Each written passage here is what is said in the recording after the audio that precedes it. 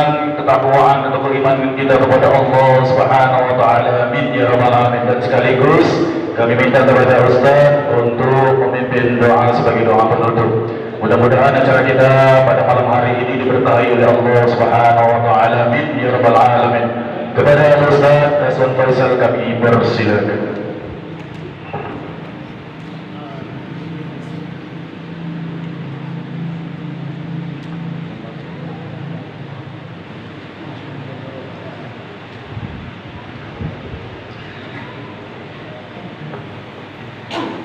Bismillahirrahmanirrahim. Assalamualaikum warahmatullahi wabarakatuh.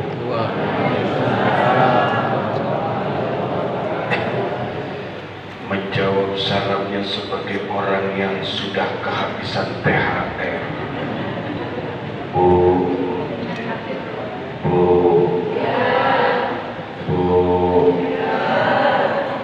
lemes sekali.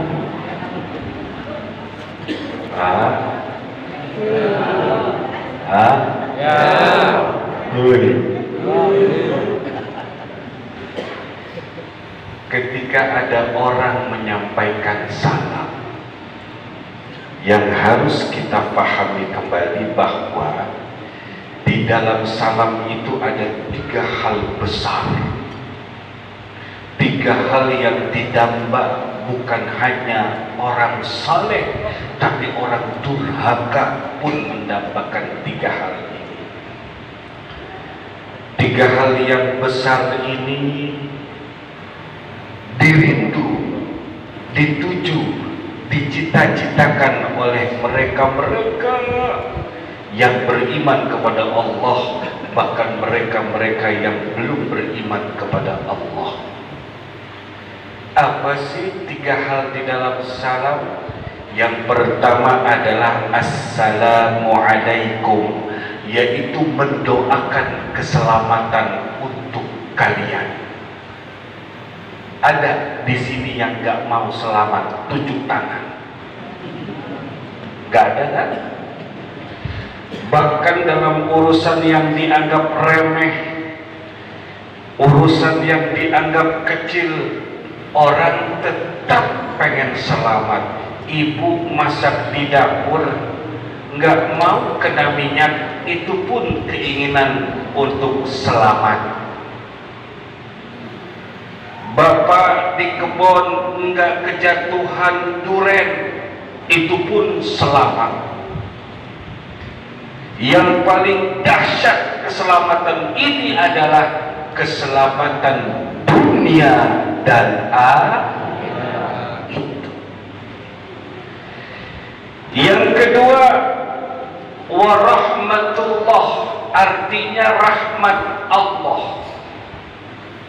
Apa sih yang dimaksud dengan rahmat Allah? Ulama menerangkan kepada kita bahwa bila Allah telah memberikan rahmatnya kepada hambanya, Allah enggak peduli apakah hamba itu rajin sholat, rajin zikir, rajin baca Quran, rajin puasa sunnah, rajin ibadah. Allah enggak peduli. Bahkan bila dia seorang pendurhaka sekalipun, Allah memberikan rahmatnya, maka si pendurhaka akan mati husnul khatimah. Ini tegang amat, Pak. Bu, tegang amat, Bu. Oh, kalau habis lebaran jangan terlalu tegang, ya. Jangan terlalu tegang. Jadi ketika kita bicara tentang rahmat Allah, maka ini yang sangat didamba oleh semua orang. Ustaz, saya ini nggak kuat tahajud. Saya cuma berharap rahmat Allah, Ustaz.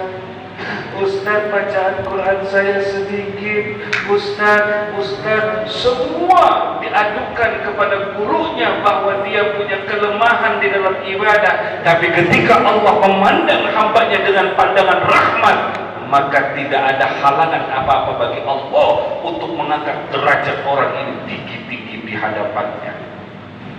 Rahmat Allah.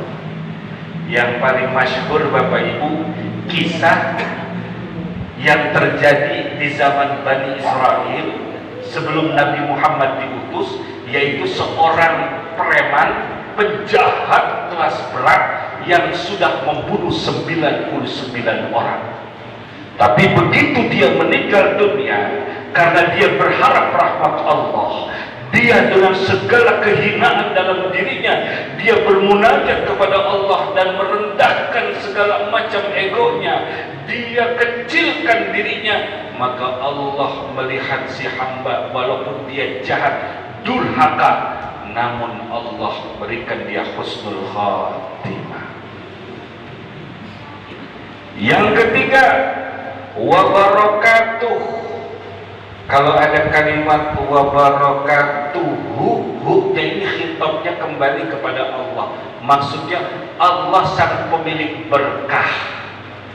Begitu Allah berikan berkah kepada apapun, siapapun yang Allah kehendaki, maka orang yang ada di sekelilingnya, orang yang bersamanya, orang yang dekat dengannya akan mendapatkan berbagai macam kebaikan. Bila identik dengan harta, banyak nggak bakal mubadir, sedikit nggak bakal kekurangan. Tuh berkah di dalam kalimat ulama, subutul khair ilahi ala syai'. Allah tetapkan kebaikan pada sesuatu, bisa benda mati, benda hidup, bisa apapun itu, terserah Allah. Namun ketika kebaikan tersebut melekat pada sesuatu itu, maka semua yang ada di sekelilingnya akan berakibat kebaikan. Makanya Bapak Ibu, kalau ada orang salam, semangat jawabnya, Assalamualaikum warahmatullahi wabarakatuh.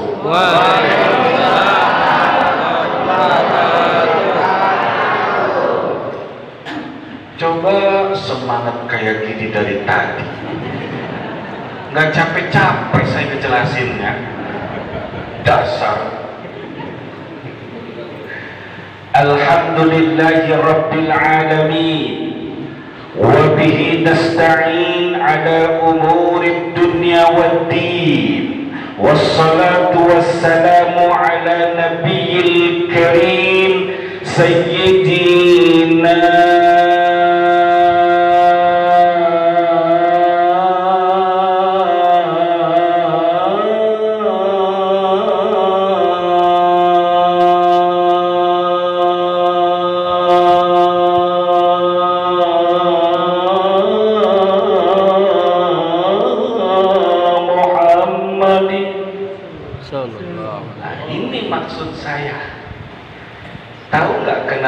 saya panjangkan pada kalimat Sayyidina untuk menarik perhatian mereka yang bengong.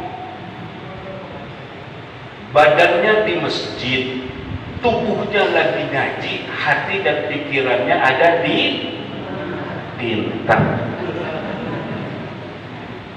Belum lagi kepikiran besok tukang tagih utang datang. Badannya di masjid, ustadznya di depan sini, itu jamaah ngeliatin lampu aja. Itu pun jamaah sebelah sana. Ya, jamaah sebelah sana, sebelah mana?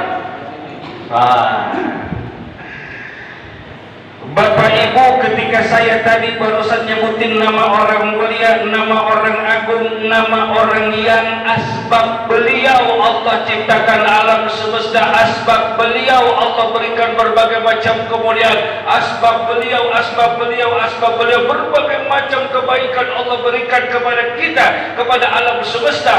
Makanya gak sopan kalau kita gak baca sholawat. Ayatnya kan kita tahu,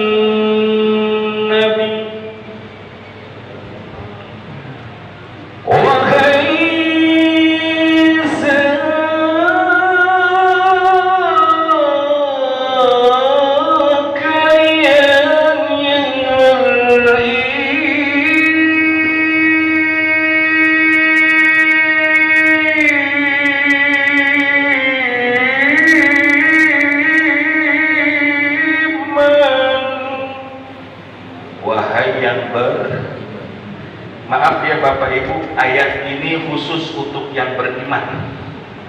Jadi kalau merasa diri nggak beriman, jangan didengar ayat ini, lupain aja.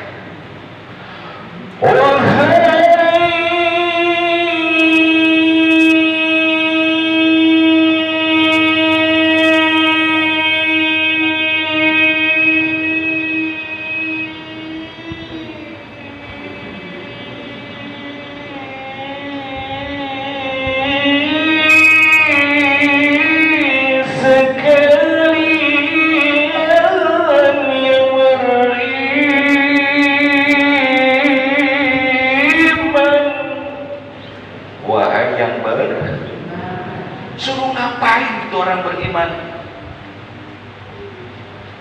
Allah perintahkan kepada yang beriman untuk apa? Salawat kepada baginda Nabi besar Muhammad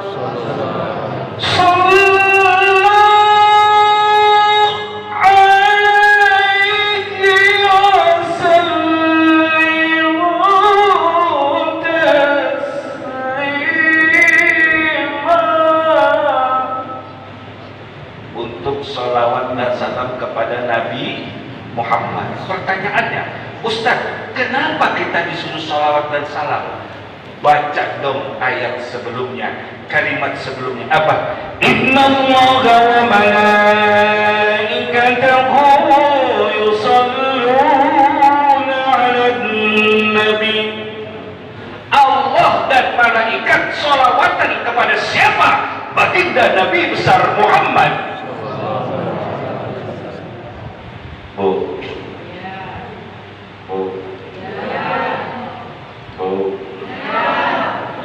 Bau. Ibu tuh orang paling ikhlas, Pak. Dipanggil bau aja, ibu jawab iya. Ibu mestinya bangga dipanggil bau. Kok gitu Ustaz? Iya. Baunya ibu bau panci, sabun cuci, bau sapu, bau penggorengan, bau minyak jelantah, bau keringat habis ngepel, dan ternyata bau itu semua adalah baunya para penghuni surga.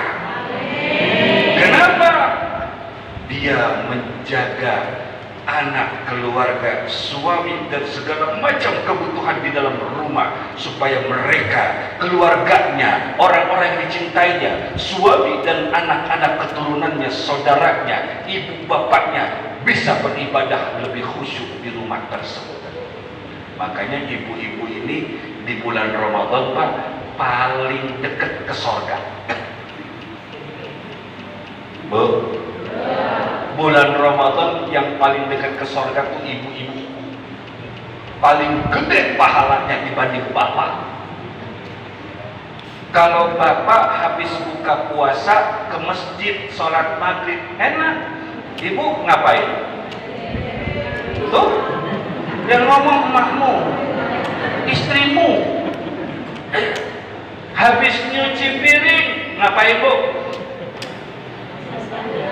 Sama, sholat juga ibadah kayak bapak. Bapak kan cuma sholat doang, habis buka Allahu Akbar. Ibu enggak, beresin dulu, rapihin dulu, benahin dulu, yang berantakan, yang berecetan di lantai disapuin dulu, dimacem-macem dulu, kemudian apa? Dibawa ke dapur, habis dibawa ke dapur diapain? Dicuci, habis cuci ngapain? Bebersih ke kamar mandi. Sama seperti bapak, mereka pun punya hak untuk melaksanakan sholat maghrib. Bapak pulang dari sholat maghrib, ibu ngapain? Kemudian akhirnya salat tarawih. Ibu juga mau salat tarawih sama, makanya wajar ibu-ibu itu, Pak, sejadahnya lebih dulu di masjid. Kalau bapak-bapak bisa di masjid, ibu-ibu enggak, sejadahnya dulu di masjid. Orangnya lagi ngapain? Lagi bebenah, rapi-rapi. Tuh, Itulah salah satu asbabul wurud kenapa sejadah ibu-ibu ada di masjid orang yang belum ada. Jelas? Jelas? Jelas? Demikianlah ceramah dari saya. Gimana sih tadi ngomong jelas? Jangan bikin bingung saya. Jelas? Jelas? Pak, ini contoh jamaah Bapak yang gak jelas.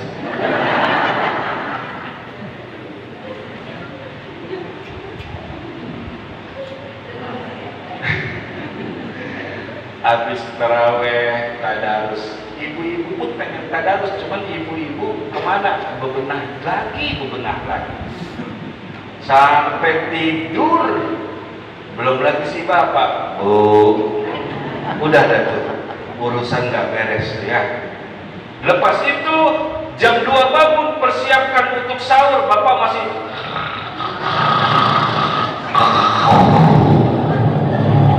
itu bapak sebelah sana, kalau sini mah itu bapak sebelah sana. Si ibu ngapain? Tahajud dulu, tadarus dulu sebentar, langsung masak. Tuh hebat tuh ibu-ibu tuh. Makanya bulan puasa kemarin hati-hati Pak, jangan cari masalah dengan ibu-ibu kan. Susah nanti kita Pak kalau masalah dengan ibu-ibu ya. Nah karena itu juga kemarin tuh lebaran ibu-ibu kasih kesenangan. Karena ibu telah bekerja keras di dalam puasa kita, maka ibu saya beliin emas. Ayah mau beliin ibu emas? Iya. Berapa ayah? 0,5 gram.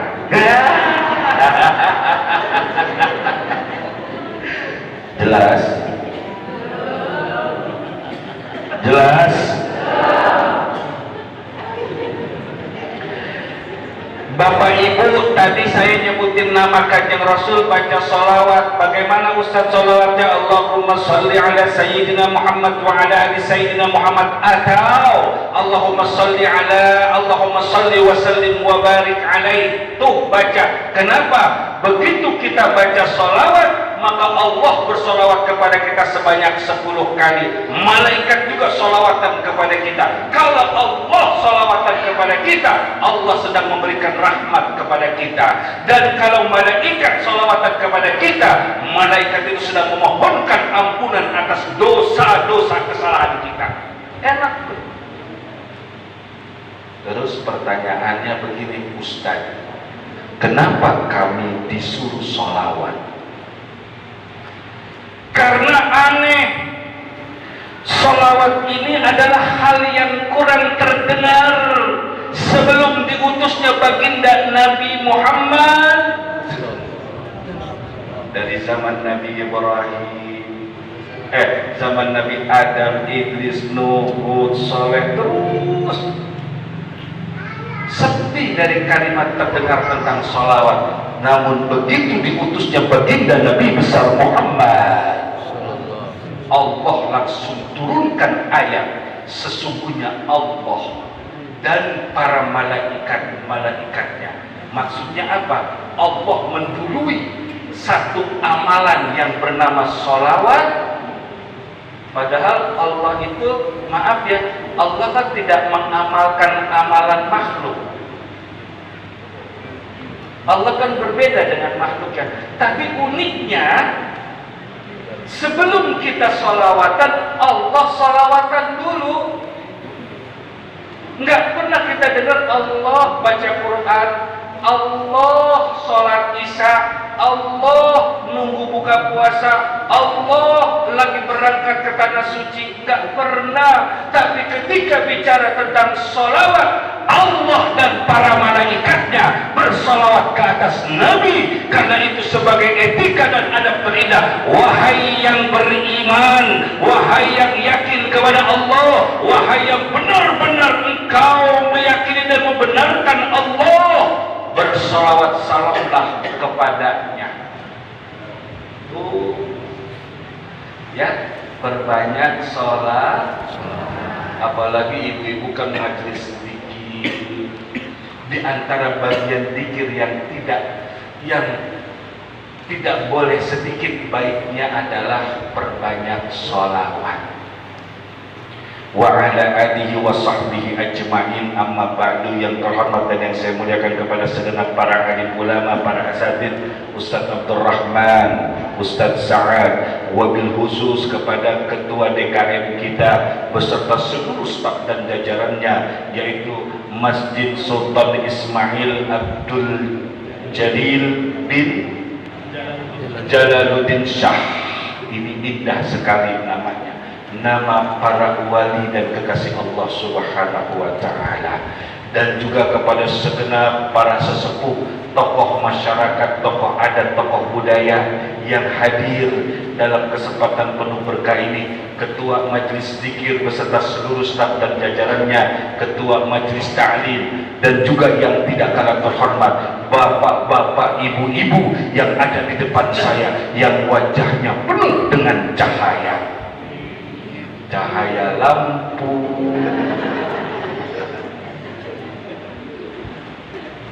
Tapi benar kok, dari wajah ibu-ibu ini kelihatan bahwa bapak ibu ini calon penghuni surga. Kelihatan mukanya. Kelihatan kan? Kelihatan, maksud dari sini gak kelihatan, Pak. Ini serius amat sih. Kelihatan calon penghuni. Wajah penghuni surga itu mirip mukanya kayak begini. Persis guratan-guratan wajahnya, persis penghuni surga, yaitu wajah-wajah penuh penderitaan.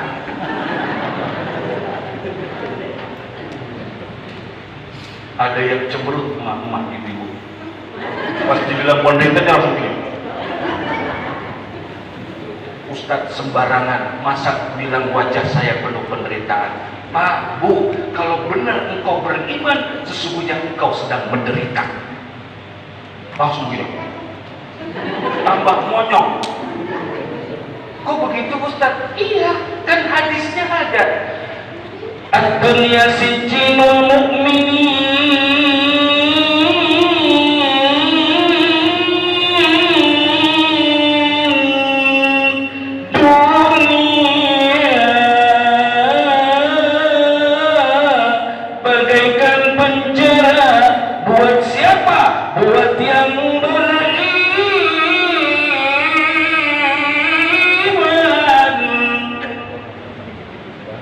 Orang beriman tuh di dunia hidupnya seperti penjara. Masa iya Ustaz? Iya. Kemarin aja Ramadan paling gampang kita memahaminya. Dari terbit matahari, dari terbit fajar sampai tenggelam matahari di penjara kita. Ngelihat gorengan gak boleh. Ngelihat kolak pisang haram. Di sini nasi apa ciri khasnya, Pak?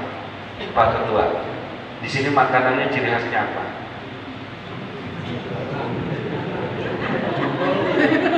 Oh, cendol sih. Lontong. Bu, apa Bu? Jangan. Itu mah makanan orang Jawa. Apa?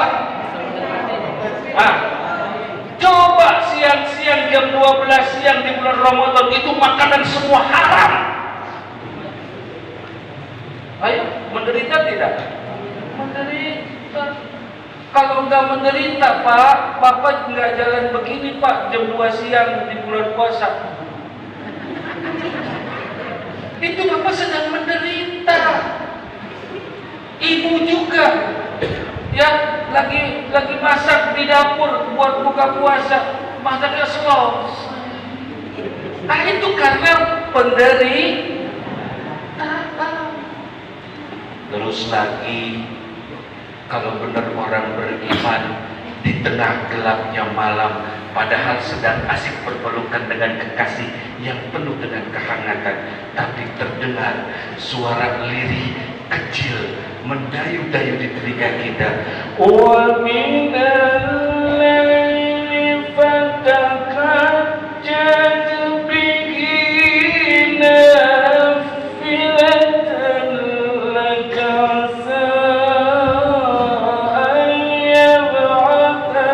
ربك مقاما محمودا. Dan dari sebagian malam, lagi meluk kekasih, suami, istri, anak-anak, dan dari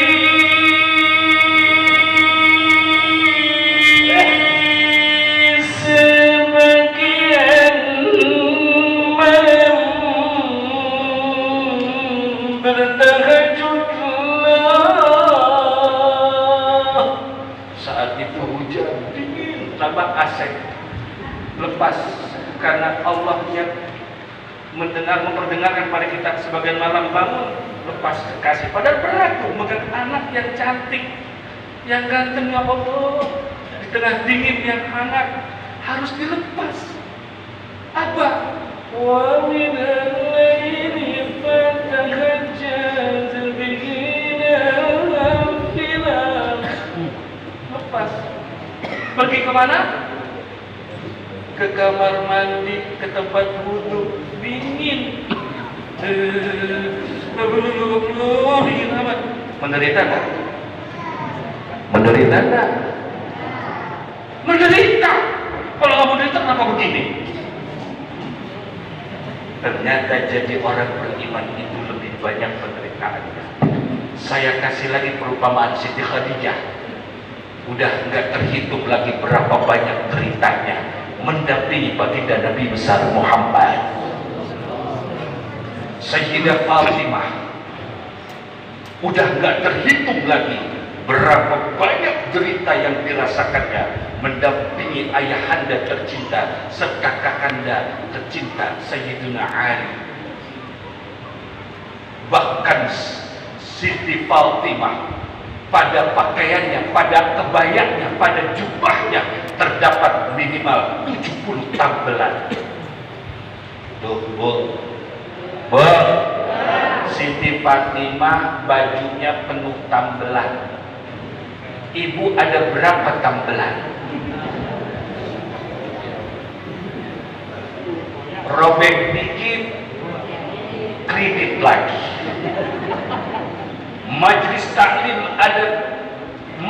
taklim ada 7 hari, ada 7 baju seragamnya 9, yang lunas 4, yang lain masih.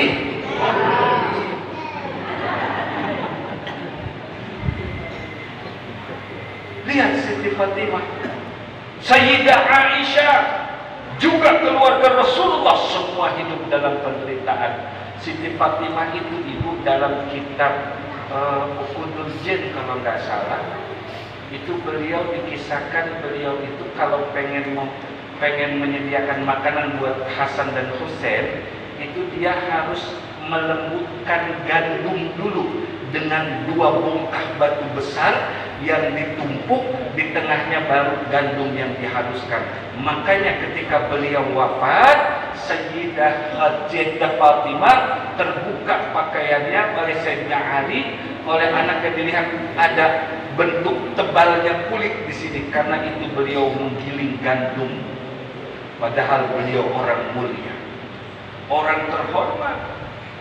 Belum lagi Sayyidah Fatimah beserta Hasan, Husain dan Sayyidina Ali di malam menjelang Idul Fitri, mereka punya gandum yang banyak dan harum dibagikan kepada tetangga orang miskin. Namun ketika hari raya tiba, sahabat Rasulullah datang berkunjung ke rumah Sayyidah Fatimah, Sayyidina Ali, Hasan, Husain. Ternyata pintunya sedang tertutup. Diketuk, Assalamualaikum. Kok hari lebaran baru selesai sholat id kok nutup pintu? Assalamualaikum. Dibuka, begitu dibuka pintunya, subhanallah, tercium bau busuk dari dalam rumah. Tahu gak dari bau busuk apa? Dari bau busuk gandum yang udah tidak bagus. Jadi kebiasaan mereka orang-orang suci seperti ini, gandum yang bagus diberikan kepada orang, gandum yang tidak bagus dimakan oleh diri dan keluarganya. Penderitaan. Hidup di dunia kalau engkau bahagia, Jangan kaget nanti sedikit kesenangannya di akhirat. Tapi begitu engkau di dunia menjalankan berbagai macam perintah Allah, menjaga hati dan berbagai macam usaha untuk mendekatkan dirinya kepada Allah, dan ini tidak mudah, perlu pengorbanan, perlu berbagai macam usaha yang keras, kuat, lelah, capek, uangnya habis, rezekinya dibagi, tidak lain dan tidak bukan dia yakin wa ma indallahi baq, dia yakin bahwa yang ada di sisi Allah nanti itulah yang kekal, bukan yang di sini. Kalau engkau ingin mengekalkan yang kau punya di dunia, bagikan kepada saudaramu, maka dia akan kembali kepadamu nanti di yaumil mahsyar dalam keadaan menjadi kebahagiaan buat kita semua. Salatullah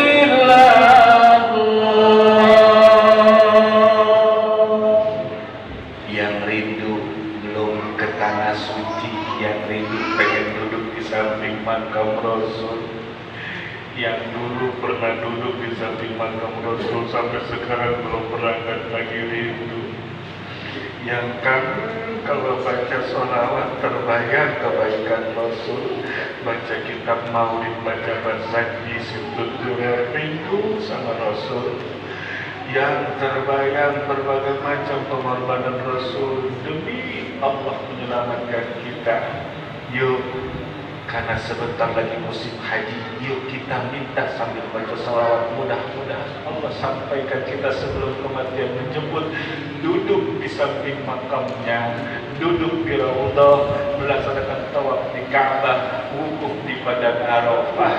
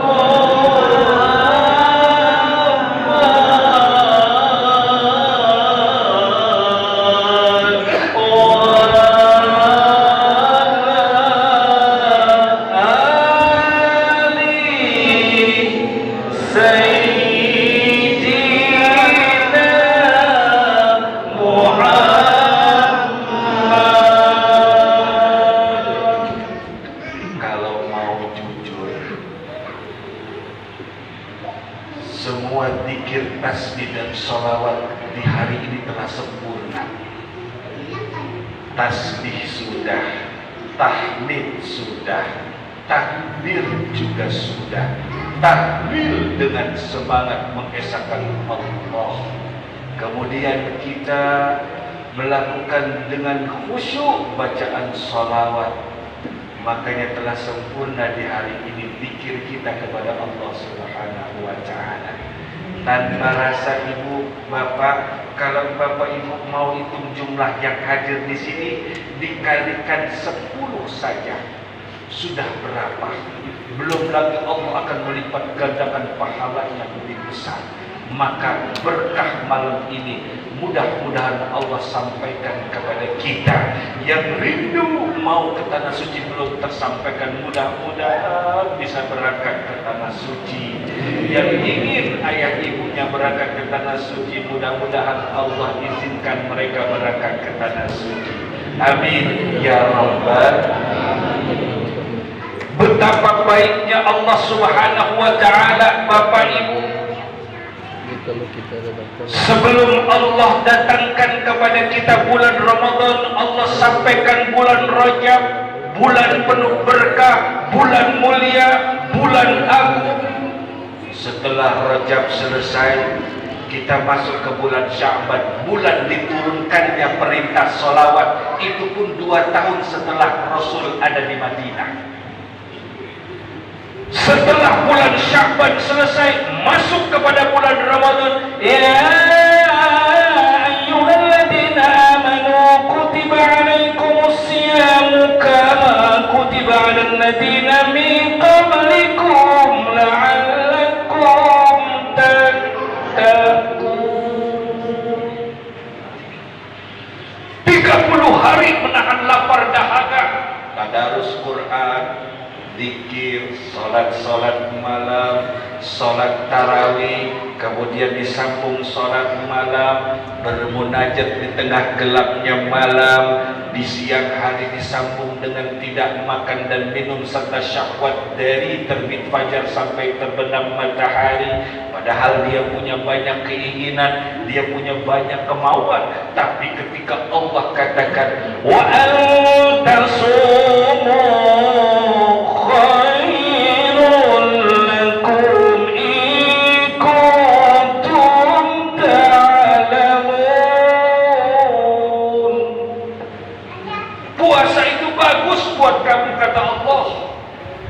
dengan puasa Bapak Ibu bisa mengenal dirinya sendiri.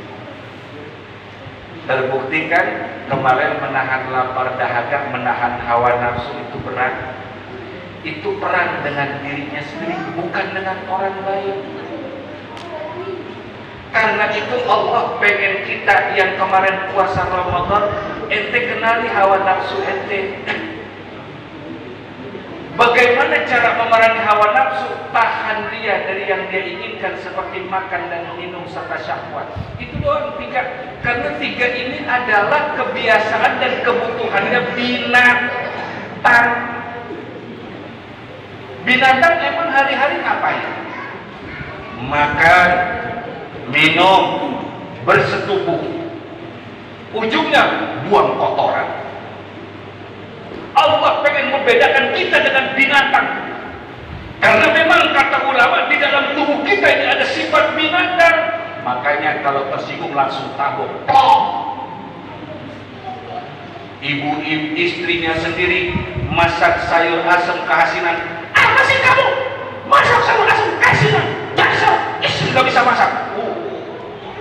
Si ibu kebetulan habis nyapu, ngepel, masak, bebenah, keringetan, capek, dipancing sama si bapak.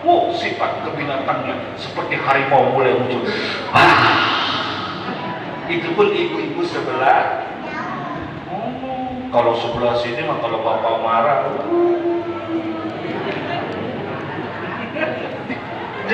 marah lagi katanya Pak.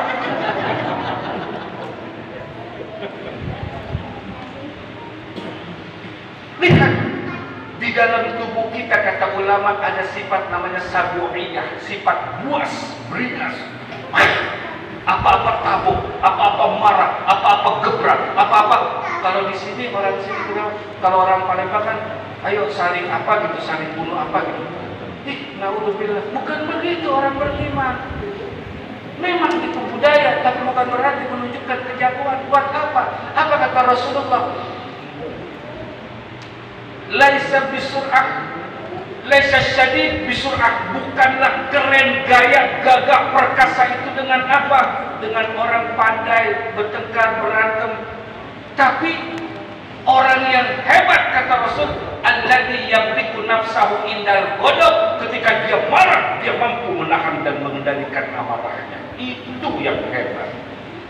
Kalau cuma langsung marah, itu mah orang di kebun binatang pinter.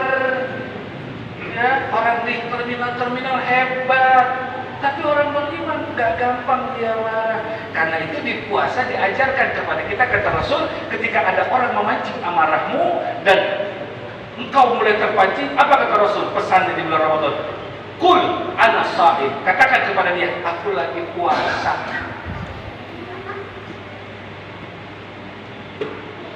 Di dalam tubuh kita juga ada sifat kesetanan syaitonnya. Sifat setan, tahu nggak setan kayak gimana? Sifat setan itu sifat yang suka ngajak orang kepada kemaksiatan. Sifat setan itu adalah sifat selalu mendebarkan kebencian, permusuhan. terus membayang-bayangi manusia dengan ketakutan, takut miskin, akhirnya korupsi. Ketakutan selalu dibayang-bayangin.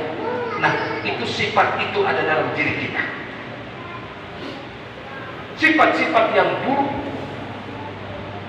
Bahkan yang paling parah adalah kesetanan. Ketika sudah kesetanan, dia tidak lagi bisa membedakan mana yang hak ataupun batil, mana yang haram ataupun yang halal. Halal luar biasa. Na'udzubillahi min. Ibu, bapak, Ramadan ngajarin kita untuk apa? Untuk mampu ke depannya memilah diri, mana yang baik, mana yang tidak, mana yang diajarkan Allah, mana yang dilarang Rasulullah. Itu maksudnya kenapa kita 30 hari disuruh ibadah, disuruh berbuat berbagai macam kebaikan di bulan Ramadan. Ibarat pemain bola, dia dilatih di sebuah negara untuk pertandingan Piala Dunia, dilatih dulu di tempat pelatihan itu.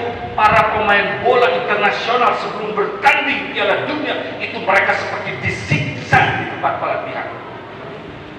Tempat pelatihan seperti disiksa, nggak ada waktu istirahat, terus latihan, sampai ada yang bertengkar, ada yang marah, ada yang bahkan berani memukul pelatihnya. Tapi begitu mereka terus bertanding, akhirnya mendapatkan kemenangan. Yang marah sama pelatih, yang memukul pelatih minta maaf. Kenapa? Karena pelatihan yang keras itu ternyata untuk kebaikan dirinya.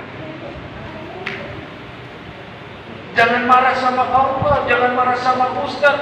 Ustaz, kenapa sih puasa Ramadan 30 hari?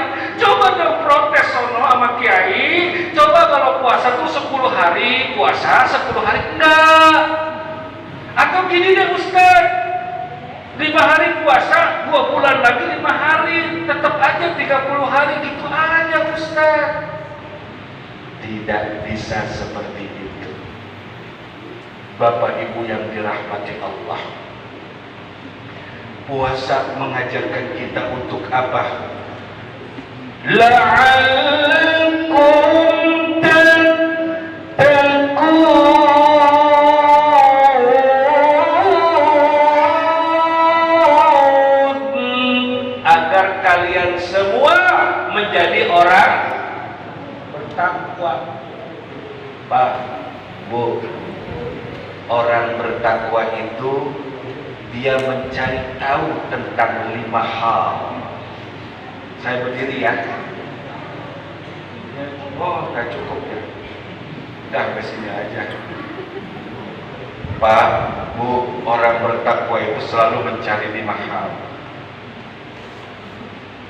Apa sih yang dicari? Yang pertama, orang bertakwa itu dia mencari bagaimana cara kami untuk bisa meninggalkan perbuatan dosa. Pertama, ya, usahakan kemampuan dan niat ini tertanam dalam diri kita, Pak. Gimana caranya saya bisa ninggalin dosa? Buat yang masih berdosa, entah besar entah kecil, tolong berpikir. Cari tahu bagaimana caranya agar kami bisa meninggalkan dosa dan kemaksiatan. Yang kedua, woi, serius amat. Yang keberapa Bapak? Yang keberapa Ibu? Yang kedua, dia mencari tahu bagaimana keadaan di dalam kubur. Bagaimana keadaan di dalam kubur? Nggak usah bicara kuburan Bapak Ibu. Kebetulan kita lagi di kamar mandi siang hari, tiba-tiba mati lampu, kekunci lagi di kamar mandi. Itu gimana rasanya? Itu di rumah sendiri siang hari, mati lampu, kekunci, gimana rasanya? Gelap, keluar dari lubang pembuangan air tikus. Gimana itu rasanya? Itu baru perumpamaan yang paling gampang, yaitu kekunci di kamar mandi. Bagaimana bila kau terkunci di dalam kubur? Yang kata ulama, Bila ada seorang jenazah meninggal dunia, kemudian si mayit dikuburkan saat itu jam 12 siang, matahari sedang terik. Begitu si jenazah dimasukkan ke dalam liang kubur, dan mulailah pelan-pelan ditutup dengan kayu penghalang, mulailah pelan-pelan tanah kuburan masuk. Nggak usah tebal-tebal Bapak Ibu, segini saja, sekian puluh senti ini saja, itu langsung kata ulama di dalam kubur si jenazah sudah gelap gulita bagaikan di malam hari yang tidak ada sedikit pun cahaya. Padahal saat itu siang, seandainya dibolongin aja siang terang, tapi baru segini tanah masuk, itu sudah gelap gulita di dalam kubur. Apalagi yang menindih tubuh si mayit, tanah sepanjang 50 cm, selebar 50 cm atau 70 cm. Sayyidina Utsman bin Affan, orang yang paling suka meneteskan air mata berharap rahmat Allah, begitu dibicarakan tentang neraka, beliau takut tapi belum menangis. Bicarakan tentang surga, beliau rindu tapi belum meneteskan air mata. Bicara tentang yaumil mahsyar yang menakutkan, beliau ketakutan tapi belum meneteskan air mata. Namun ketika dikisahkan kepadanya tentang di dalam kubur, dia menangis, dia meraung-raung ketakutan. Ditanya oleh sahabat yang lain, "Wahai Utsman, kenapa ketika dikisahkan neraka engkau tidak menangis seperti ini? Tentang surga engkau tidak seperti ini? Tentang akhirat, tentang yaumil mahsyar, tentang hari dikumpulkan manusia, matahari di atas cuma satu jengkal, kenapa engkau tidak menangis seperti ini?" Apa jawab Utsman? Apa jawab beliau? Ketika di neraka engkau masih bersama orang-orang di sana, di surga pun engkau bersama orang-orang di sana. Di padang mahsyar yang matahari sejengkal, engkau pun bersama orang-orang di sana. Tapi ketika engkau di dalam kubur, engkau sendiri.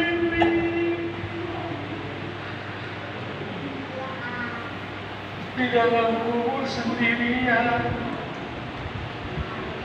Baru saja dikuburkan sudah ada keluar dari dinding kubur ulat yang belum pernah engkau lihat sebelumnya. Ulat yang belum pernah terkena sinar matahari, dia mulai keluar dari lubang kubur, mulai mendekati kain kafanmu dan dia mencari lubang untuk sampai ke tubuhmu.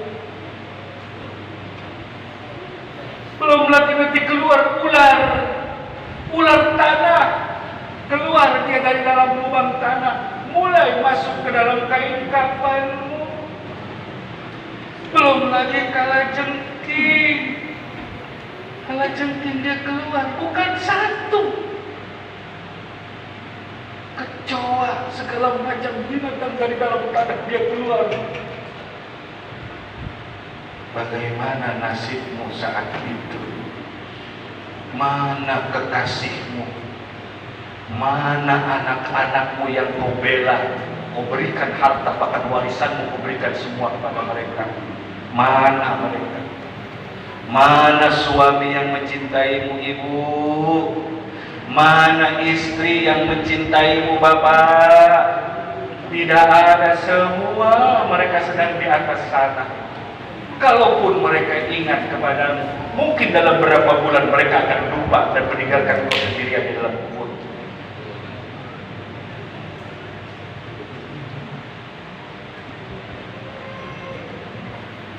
Anak sedang durhaka dengan harta warisanmu yang akan mencelakakan engkau di dalam kuburmu. Mereka semua cuma kalaupun mereka sayang kepadamu, mereka tidak ada satupun yang mengatakan, abang, adik temanin abang dalam kubur ya, tidak ada. Atau suami, bu, kalau ibu di dalam kubur, suami ada yang ikut gak? Kenapa?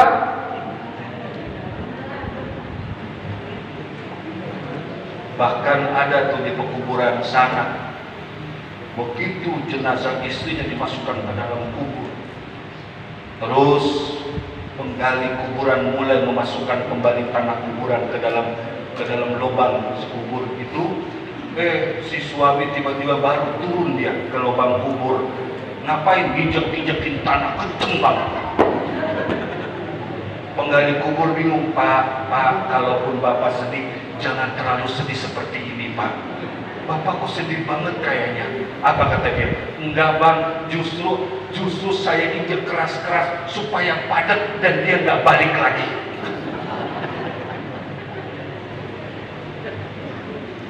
Tuh, mana kekasih?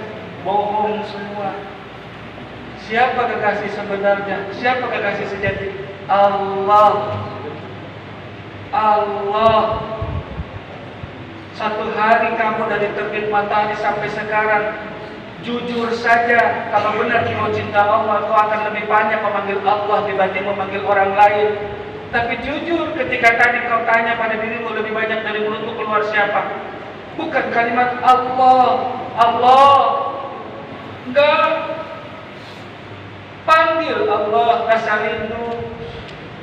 Di tengah gelapnya malam, Allahu Rabbi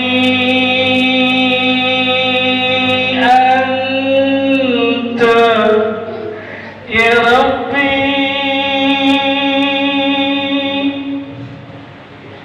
Allahu Rabbi Anta Ya Rabbi.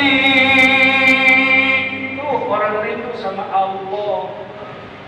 Orang kalau sudah rindu sama Allah, Allah tahu dia rindu. Nanti begitu dia masuk kubur, Allah tidak akan pernah membiarkan dia sendiri di dalam kuburnya. Allahu Rabbi Anta Ya Rabbi,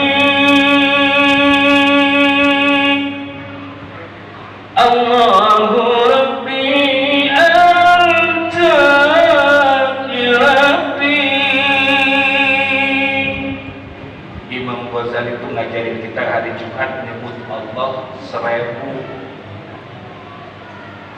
Imam Ghazali, kata Imam Ghazali hari Jumat 1000. Ya Allah, Ya Allah, Allah, Ya Allah, Ya Allah, Ya Allah. Panggil Allahnya. Ini di sehari kita menyebutin macam-macam, tapi Allahnya sedikit. Katanya cinta Allah, ya, katanya cinta Allah. Tapi pada kenyataannya lebih dekat ke kebun sawit, lebih sering manggil apa? Di sini produknya apa selain sawit? Karet.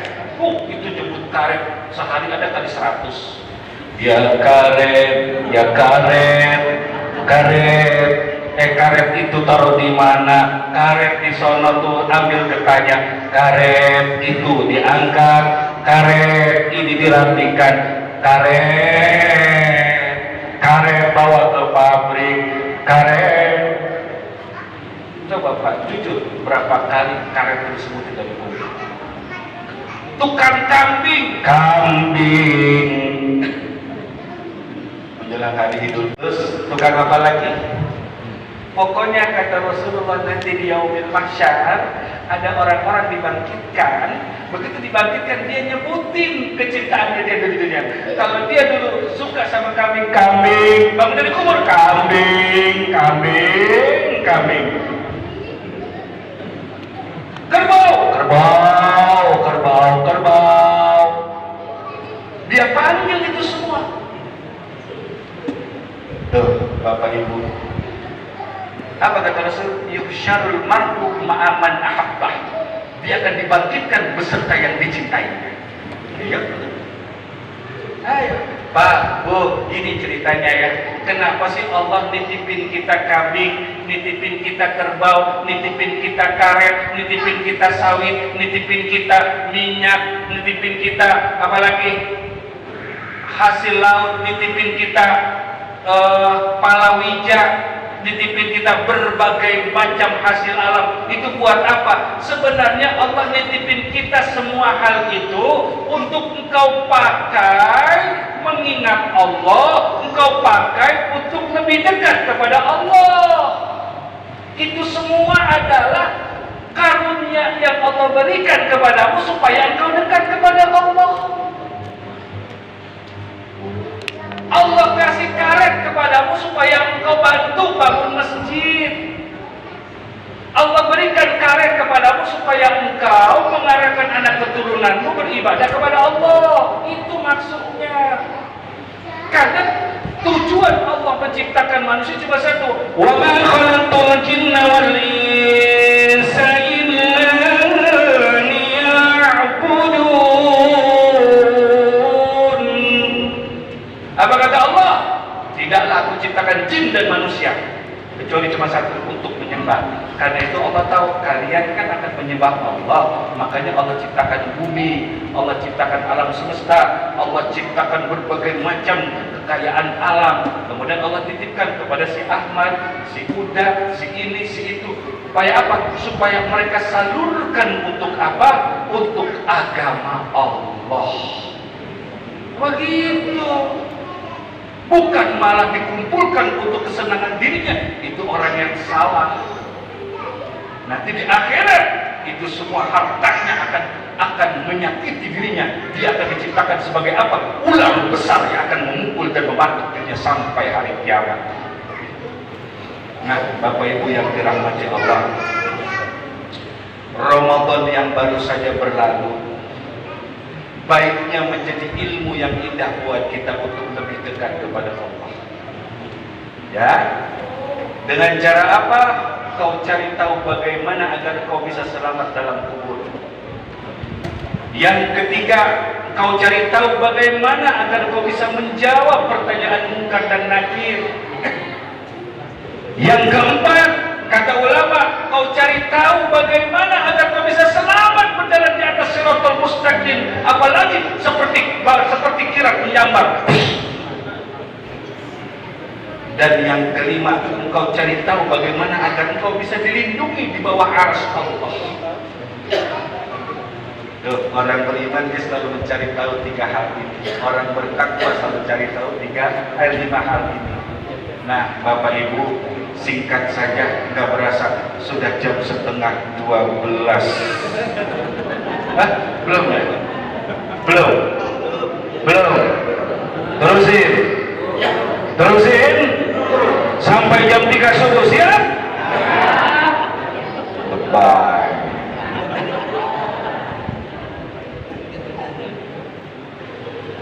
Ini maaf saya tadi poin-poin ya.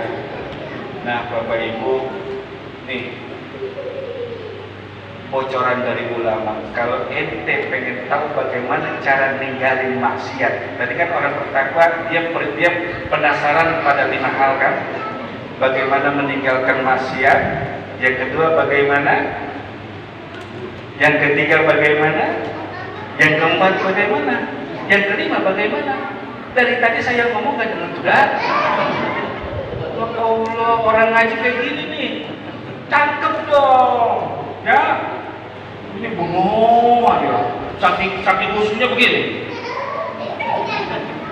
Ini tampang gak jelas, ngerti atau enggak tahu dia di rohnya ada di mana. Pak, Bu, kata ulama, kalau engkau pengen tahu cara meninggalkan maksiat, lakukanlah sholat sunnah, seperti diantaranya sholat sunnah duha, atau sholat sunnah ba'dal maghrib ilal isya, yang disebut sebagai sholat sunnah awqatul ghaflah, waktu di mana manusia sedang lalai dari maghrib sampai isya, yang baru pulang kerja, yang lagi ini, yang lagi itu, itu lagi sibuk-sibuk ke jalan raya penuh, awqatul ghaflah. Ya, itu sholat disebut juga oleh ulama sebagai sholat orang-orang yang bertaubat, berarti orang yang pengen tinggalin maksiat. Sama yang tidak kalah penting adalah sholat duha, walaupun cuma 2 rakaat kalau baru-baru melaksanakannya, tidak apa-apa. Sholat sunat duha 2 rakaat, 4 rakaat, 6 rakaat, yang umum dilakukan 8 atau 12. Orang thariqat 12 rakaat, bukan 8. 12 12 rakaat. Kalau engkau terbiasa dengan sholat duha, jangan kaget ya dalam beberapa bulan ke depan, tapi harus istiqomah. Lihat deh, keinginan untuk maksiat mulai hilang, mulai berkurang. Males gitu. Biasanya ada majelis gibah wal ghasib. Ya, biasa kita hadir di situ. Ini enggak belok tuh. Dibelokin sama Allah. Terus yang kedua, bagaimana agar engkau bisa selamat dan bisa senang di dalam kubur? Apa kata ulama? Perbanyak sholat malam. Sholat malam. Orang yang sholat malam itu adalah orang yang ibadah sedang bercinta dengan Allah di tengah gelap. Jadi ketika dalam kubur dia biasa. Kenapa kau disebut biasa? Karena ketika kau sedang sholat malam nih ya, kan gelap gulita, itu cahaya Allah masuk ke dalam hatimu, nanti akan menerangi kuburmu. Itu kalau kubur kita sudah terang, Bapak Ibu, kata guru saya sih dulu ngomong sekian tahun, 20 tahun silam lah, saya pernah dengar dia ngomong, kalau kuburmu terang, keluar cahaya dari tubuhmu di dalam kubur, itu binatang-binatang yang tadi mau keluar dia gak jadi, karena silau, dia masuk lagi. Itu guru saya pernah ngomong 20 tahun silam. Kalau kau pengen selamat dalam kubur, terlindung dari kecelakaan dalam kubur, sholat malam. Nanti tubuhmu akan bercahaya dalam kubur. Itu ular pas mau keluar dia silau, silau men. Gak jadi dia masuk lagi. Ya iyalah. Makanya kan kita sudah dengar kisah-kisahnya, ada orang udah meninggal 30 tahun atau 50 tahun, jenazahnya masih utuh. Bahkan kain kafannya masih utuh. Itu yang bercahaya dalam hati. Cuma jenis bentuk cahayanya kita nggak bisa tahu, karena itu sudah beda alam. Nggak bisa kita bandingin cahaya kayak gini, cahaya dari lampu sorot, nggak bisa begitu. Karena begitu sudah berbeda alam, maka kita tidak bisa menembus alam itu seperti apa. Sebagaimana dulu ketika kau berada di dalam rahim perut ibu, apakah kau terbayang dunia kayak begini? Enggak. Di perut ibu kita nggak tahu dunia kayak begini, ada kipas angin, ada speaker, ya jilbabnya ibu ada warna, ada kebun sawit, nggak tahu di perut ibu. Begitu keluar, wallahu akhrajakum min butuni ummahatikum la ta'lamuna syai'an. Nggak tahu apa-apa. Nah, itu yang keberapa tadi Bapak Ibu? Yang kedua, yang ketiga, pengen bisa ngejawab munkar nakir, pengen. Nanti akan ditanya man rabbuka wa man nabiyuka. Itu bukan diapalin Bapak Ibu. Yang kita jawab itu berdasarkan keseharian kita dengan keimanan. Apa kata ulama? Kalau engkau ingin bisa menjawab jawabun munkar wa nakir, apa? Kau baca Quran. Hafalkan Quran, rajin belajar Quran, tadarus Quran, memahami Al-Quran. Ini termasuk Ustaz Abdul Rahman mendidik anak-anak pencetak para penghafal Quran. Sekarang yang keberapa? Yang ke pengen selamat di atas siratal mustaqim. Tahu nggak siratal mustaqim itu seperti apa Bapak Ibu? Kata ulama-ulama berdasarkan hadis dan kitab ulama, siratal mustaqim itu adalah sebuah jalan yang lebarnya seperti rambut, tapi itu rambut dibelah 7 lagi sehingga saking tipisnya per satu belahan lebih tajam daripada silet. Satu lembar dibentangkan rambut, kemudian dibelah 7. Nah, satu belahan ini dibentangkan, itu lebih tajam daripada bilah pisau silet, dan kau akan berjalan di atas. Kemudian di bawahmu itu ada neraka jahanam. Dari bawah itu asap keluar, orang berteriak di bawah sedang disiksa. Tahu nggak dari bawah itu keluar apa? Keluar rantai berwarna hitam dan kemerahan dan rantai itu ujungnya punya pengait, dia akan menarik, dia tahu siapa akan ditarik dari atas ke bawah. Bagaimana pengurus sirat bisa selamat melintasi siratal mustaqim? Apa kata ulama? Ada dua resep. Yang pertama, banyak puasa dan sedekah. Pengen selamat di atas sirat, sedekah. Orang pelit dijamin gak bakal bisa lewat siratal mustaqim. Orang pelit, korek, bahlul, medit, bin, mereke hese, itu baru jalan muter goyang, dia jatuh.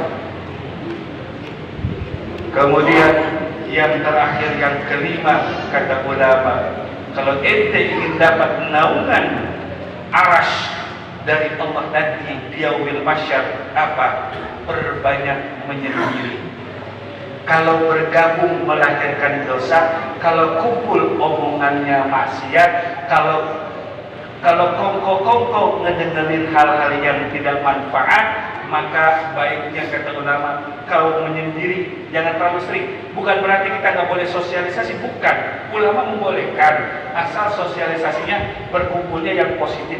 Kalau nggak ada yang positif, udah kau minggir, kau forward. Entah dengan keluarga, entah akhirnya masuk dalam kamar, kau berzikir, kau sholat. Itu yang akan Allah naungi dengan naungannya nanti di arsy pada hari kiamat. Alhamdulillah. Nah, Bapak Ibu, saya kemarin ini dibawa oleh lembaga yang bernama Abdurrahman Mutawakkil. Ini Ustaz Abdurrahman, di pesantrennya dipanggil Buya Abdurrahman. Beliau ini memimpin pesantren Rumah Tahfidz dan pesantren Tahfidz Center. Dulu Ibu, beliau nggak punya pesantren. Saking inginnya punya pesantren, beliau taruh anak-anak di rumah. Pernah waktu itu beliau ada orang minjemin rumah. Akhirnya anak-anak belajar di rumah pinjaman itu. Begitu anak lagi asik, baru berapa tahun yang punya rumah mau ngambil. Udah anak-anak pindah lagi. Ya, pindah lagi entah kemana.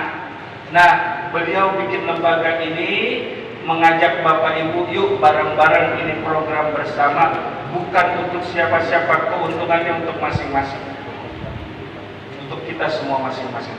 Saya juga punya pesantren Bapak Ibu, tapi pesantren saya berbayar. Saya tahu bagaimana sulitnya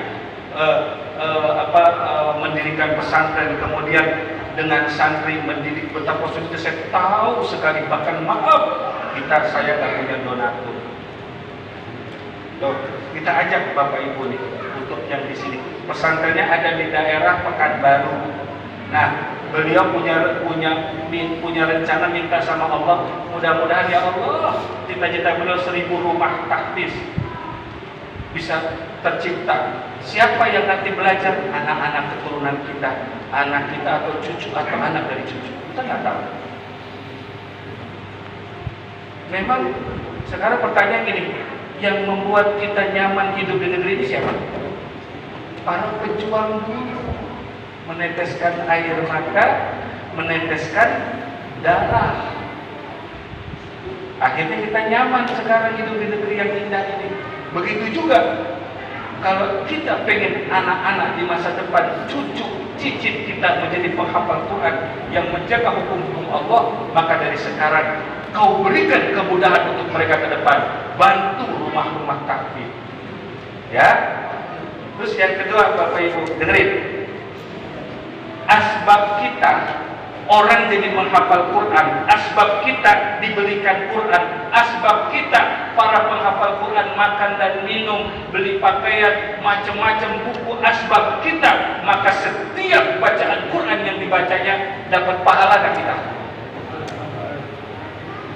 Setiap dia mengulang-ulang bacaan Quran, kita dapat pahala enggak? Sampai dia 30 juz hatam, kita dapat pahala enggak? Kitanya misal adanya orang itu udah meninggal, nyampe kan ke dalam kuburnya? Itu disebut shadaqatun jariyatun, nyampe terus mengalir ke kuburnya. Ya, nah kata Rasul, kalau kau pengen sedekah, ada 7 hal yang disunahkan untuk disedekahkan. Salah satunya adalah apa? Yang berkenaan dengan Al-Quran. Sedekahkan. Karena itu sebaik-baiknya sedekah. Terus maaf ya, buat yang kurang rajin tadarus, yang kurang pinter baca Quran, kalau saya saran, ini teknik atau siasat guru-guru kita, ente sedekah sama orang yang berkecimpung dalam Quran, kita sedekah. Kenapa? Biarpun ente kurang rajin sedekah, ente dapat pahala Quran dari sini. Biarpun bacaan ente sedikit, tapi ente dapat pahala dari para penghafal Quran yang bacaannya fasih. Begitu caranya. Kita cuma punya harta, kemampuan kita kurang, ilmu kurang, udah hartanya. Itu yang tadi disebut ubur sirat, nanti di atas sirat Allah Subhanahu wa taala menyelamatkan kita dengan apa? Asbab kita bersedekah. Yang kita sedekahkan juga apa? Al-Qur'an. Nah, Bapak Ibu, ini penting ya, supaya kita punya kepedulian. Saya tuh kagum dengan jamaah kemarin tuh, orang susah, tapi Masya Allah dia sedekah untuk Al-Quran, untuk anak-anak belajar Quran, itu jutaan dia sedekah. Rumahnya juga mau kurang, tapi Masya Allah perjuangan. Tuh ada orang-orang saleh yang kelihatannya biasa, tapi mereka kekasih Allah. Bukan orang pelit, bukan orang bakhil, bukan orang yang cuma pengen keluarganya sendiri. Dan jangan kaget ya nanti kalau Ustaz Abdurrahman mulai ngajak kita untuk berbagi kepada penghafal Quran, nanti ada di hati nolak. Jangan kaget, nanti ada itu. Atau di hati ngomong ini, jangan, udah ngapain sih? Jangan, ntar aja sedekah, jangan hari ini, sama aja kok. Itu yang kata Allah dan Rasulnya apa? Dia menunda-nunda amalnya, besok dia mati. Itu celaka. Demikian, mari Ustaz Abdurrahman silakan diteruskan tentang program ini.